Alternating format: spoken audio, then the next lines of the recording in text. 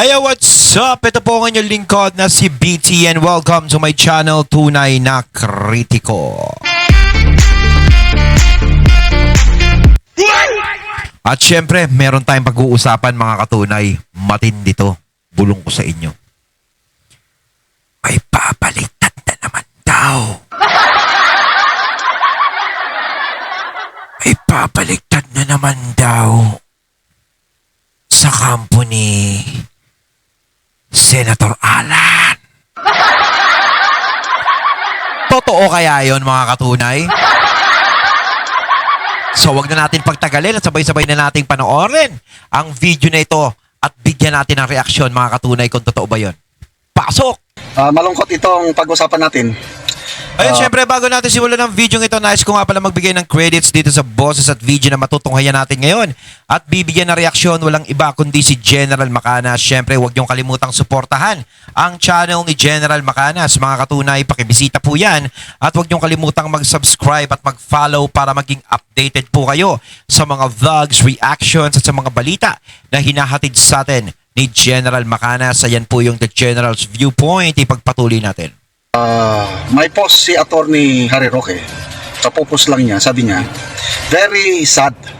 Meron na namang isang senador na kakalas sa grupo ni SP Cayetano para tuluyan ng mag-collapse ang originally sinatawag na Brave 13. Ba, mukhang hindi matibay ang tuhod nun ah. May kakalas naman. May kakalas na naman. Ba, ano ba yan?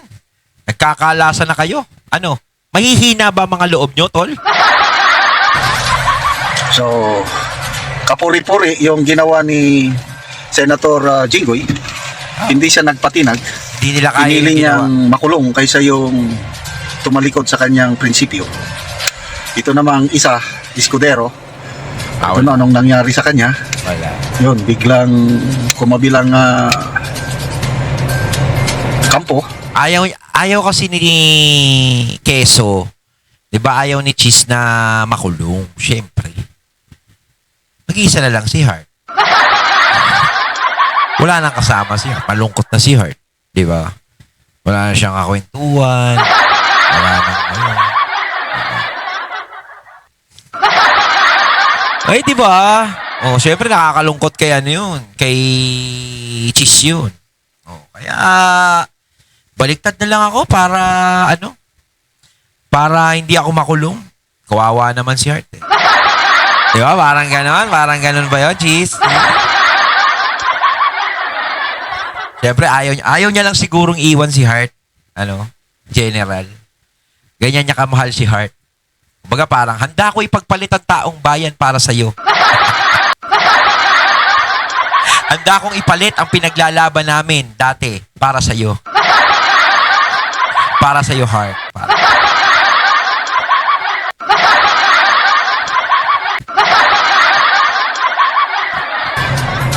Kulang na lang sila ng isa para tuluyan na talagang makuha nila ang liderato sa Senado. Akala ko wala na. Kaya medyo nalungkot ako ngayon. Itong post ni Attorney Roque. Sana hindi totoo. Pero sa Sana totoo lang, General, napanood ko yung interview kay Bam Aquino. No? Na parang parang merong lilipat, no? Na galing sa kampo nila Senator Alan. Diyan lilipat kila Gatchalian. No, parang sigurado na siya sa mga pinagsasasabi niya kasi na may lilipat daw. No, yun napanood ko. No, pero sana tayo inihiling pa rin natin na sana magbago ang isip nila. Lumakas pa rin ang loob nila at huwag sila magpatinag, ipaglaban pa rin nila kung ano ang tama, ipaglaban pa rin nila kung ano ang dapat. Huwag sila sanang kainin ng takot. Kasi sa totoo lang, kaya naman talaga nagkakaroon ng ganyan dahil sa takot. Yung mga consequences na maaaring mangyari sa kanila kapag sila nakulong, naiisip nila yun. Lalong-lalo na kung mapapalayo sila sa pamilya nila. Siyempre, pag nasa kulungan sila, o halimbawa si Cheese, pag nakulong siya, hindi niya na makakasama si Hart. Diba? O doon muna tayo mag-focus kay Cheese kasi hindi pa naman natin alam kung sino yung kakalas na senador kila Senator Alan. Ali, si Attorney Roque. Kasi ano na lang mangyari. kapag Oo. may kumalas na isa, talagang 13 na sila. Wala. Kompleto na sila. So formal na talagang Yun yung makuha sinasabi nila ko ang sa'yo, liderato Carl. ng Senado. Excuse me. Formal nang makuha ang liderato ng Senado. Yung flood control hearing, wala na, stop na. Wala na talaga. Okay, ang unang tanong is, kung sakali mang Yung hawak ka nila Lacson niya, gusto nilang tapusin yung flood control hearing na yan. Kasi kumbaga parang solved case na daw yan eh. Solved na. Parang ganun. itong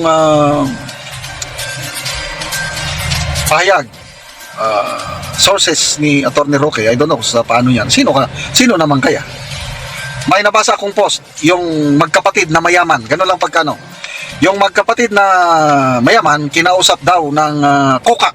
Kokak ang pagkabanggit sa post eh. Uy, Kinausap pagkokak, parang alam natin yun kung sino. daw ng kokak ang amahan ng dalawang mayaman. Sabi daw ng tatay, see you in court. Ganun daw. Handang humarap sa kaso sa korte. Parang kilala ko yung dalawang magkapatid tapos yung tatay ang kinausap ng kokak. Yung kokak, kayo mga katunay, kilala nyo ba kung sino yung kokak na nakipag-usap doon sa tatay ng dalawang senador? Ang sinasabi ni General Macanas, ako parang nakukutuban ko kung sino. Pangalanan ba natin? The Who! Oh, see you in court, ibig sabihin talagang lalaban sila. Hindi kami babaliktad. Parang ganun. Hindi kami babaliktad. Kung ano yung paniniwala namin, diretso pa rin kami. Parang ganun. Diba? Kumbaga, kung gusto nyo kaming kasuhan, kasuhan nyo. See you in court. Aba. Nakakabilib yun. Sino kaya yun? Manny Villar? Parang syempre, nahuli natin. Diba? Ang dalawang mayayaman na senador. Ganun lang ang pagkabanggit sa post. Walang Sino binanggit. ba yung mayamang senador? Diba? Villar. Hindi nila kaya yung dalawa. Ligarda, ay wala. Ay, Sa tingin ko, ito may prinsipyo at saka wala naman silang ikakaso kay Senator Ligarda. Maliban lang yung kinaso na sa anak niya. si Senator, Dahil sa ginawa si sa anak Senator niya, Loren kasi, sa totoo lang, parang malabo din na humalas kasi, syempre yung anak niya eh. Di ba parang parang napakapangit naman tignan kung si Senator Loren is doon kakampi o doon sasama sa mga binabatikos ng, syempre, ng anak niya, doon sa mga kaibigan ng binabatikos ng anak niya, di ba? Parang napaka-tiyahi naman nun. Di ba? Tsaka syempre talagang si Leviste talaga talagang nakakahangang congressman yan. Totoo yan. Humahanga ako sa batang yun. Kaya napakalaki ng respeto ko kay Congressman Leviste. Kaya sigurado hindi lilipat yan si Ligarda kasi alam niya kung ano yung prinsipyo ng anak niya. Kung ano yung pinaglalaban ng anak niya. 'Di ba? O kita mo pinabayaan lang ni Senator Loren, 'di ba? Kasi alam ni Senator Loren Ligarda din na tama naman yung pinaglalaban ng anak niya. 'Di ba? Kasi kung kokontrahin niya yan, sasama si Senator Loren sa mga kinaiinisan o kinasusuklaman ng tao o sa kinasusuklaman ng anak niya. Parang, 'di ba? Parang napakapangit naman tignan yun. lalong lumalaban na ngayon si Senator Ligarda. No? Kaya tingin ko, never si Senator Ligarda na Never. babaliktad. Yung dalawang mayaman, never. Si Senator Pia, never. So isa na lang ang Pia, naiwan. Senator Joel. Ayun lang. Nako Senator Joel ayusin mo Nagsabi naman si Senator Joel, I don't know kung paninindigan niya, may nabasa kong post na, hindi ako kakalas sa grupong ito, sa originally Brave 13. Hindi ako kakalas, sabi niya. Kasi kung kinaya ni Senator Jinggoy na panindigan ng prinsipyo, pinili niyang makulong, ito, I hope tama ang tingin ko. I hope na hindi ako nagkamali. Ang tingin ko kay Senator Villanueva, may prinsipyo ito. Parang Jinggoy din. Sana nga tayo hinihiling natin na hindi siya. Sa totoo lang kasi, sa mga usap-usapan sa social media, talagang ang pinaghihinalaan na parang kakalas si Senator Joel. Di ba? Pero tayo, iniisip na lang natin na sana nga hindi. Di ba? Alam naman siguro ni Senator Joel yung nangyayaring sitwasyon sa bansa natin.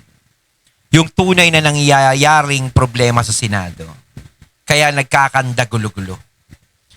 Di ba? Alam naman siguro ni Senator Joel yun. At saka lahat naman ng mga ginagawa nyo yan pagdating ng araw, sigurado may magandang balik sa inyo. Huwag na kayo lumipat sa karma.